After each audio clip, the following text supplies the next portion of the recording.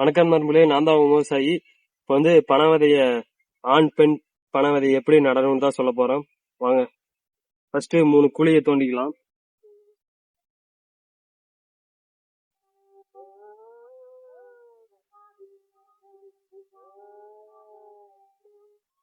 மூணு குழியை தோண்டியாச்சு. ஒரு பனைமரத்துல மொத்தம் 3 விதை இருக்கும்.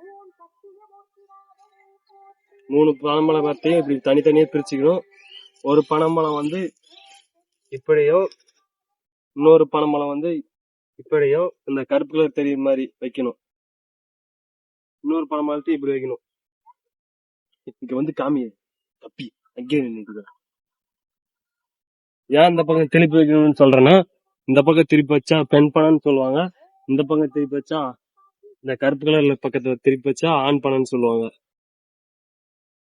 இந்த ஆண் பனை எதுக்குன்னா மகரந்த சேர்க்கை நடக்கிறதுக்காக ஒரு பனை, 2 பனை வந்து பெண் பனையாவும் ஒரு பனை வந்து ஆண் பனையாவும் மொத்தம் இப்படி நடணும்.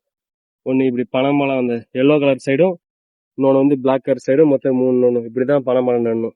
மொத்தம் 2 பனைமரம் அதே திருப்பி வைக்கணும். அப்பதான் பெண் பனைமரமா வளரும். இன்னொன்று வந்து ஆண் வந்து இருக்குன்னா மகரந்த சேர்க்கை நடக்கிறதுக்காக.